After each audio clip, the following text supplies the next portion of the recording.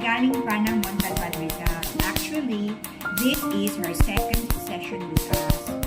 During her first session, ang kanyang mukha ay puno ng melasma. It is a combination of severe and moderate melasma. Actually, halos lahat na severe na eh. And then, 3 weeks kami hindi nakita. At yun nga, ito ang aming second session at mapapansin natin na malaki ang ipinagbago ng kanyang skin. So dati kasi, sobrang dark ng skin ni ma'am. Ngayon, kahit pa paano, may nakita kami pagbabago dahil medyo nag-lighten ang skin niya. Hindi naman pupunta ulit si ma'am dito sa amin kung wala siya nakitang pagbabago sa kanyang balat.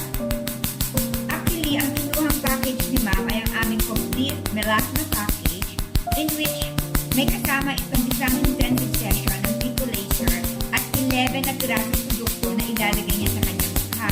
Hindi naman ito sabay-sabay nilalagay eh. Tuturuan namin siya kung paano ilalagay ito. Meron din kaming diet and nutrition counseling sa aming lisensyadong nutritionist dietitian, and at the same time, tinitignan din ng aming skin specialist ang kanyang mukha under the magnifier at doon madedetermine kung ano talaga ang mga dapat gawin sa kanyang skin. So doon sa mga namumblema ng inyong pekas, hyperpigmentation, melasma, well, kung saan nyo napapanood itong video na ito, i-message nyo lamang kami sa aming page. Ako mismo ang sasagot sa inyo, or you can call or text us at 0925-853-4636. Ang aming location ay sa Novaliches Bayan, Quezon City. So, hindi sa gabal ang malayong lugar para makapagpaganda ha. Dahil si ma'am galing pang Montalban, nag-travel siya all the way from Montalban papunta dito sa Novaliches, Quezon City.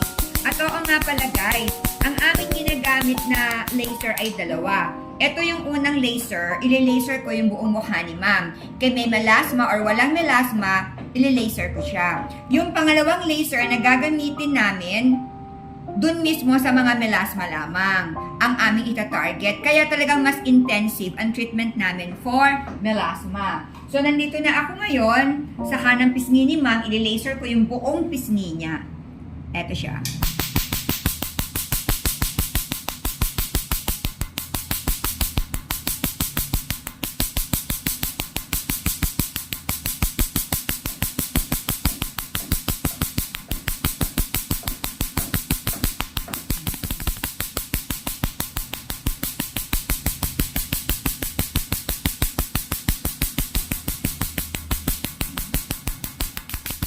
Andito na ako sa kaliwang pisngi ni ma'am, tapos na kami i-laser yung buong kanang pisngi niya.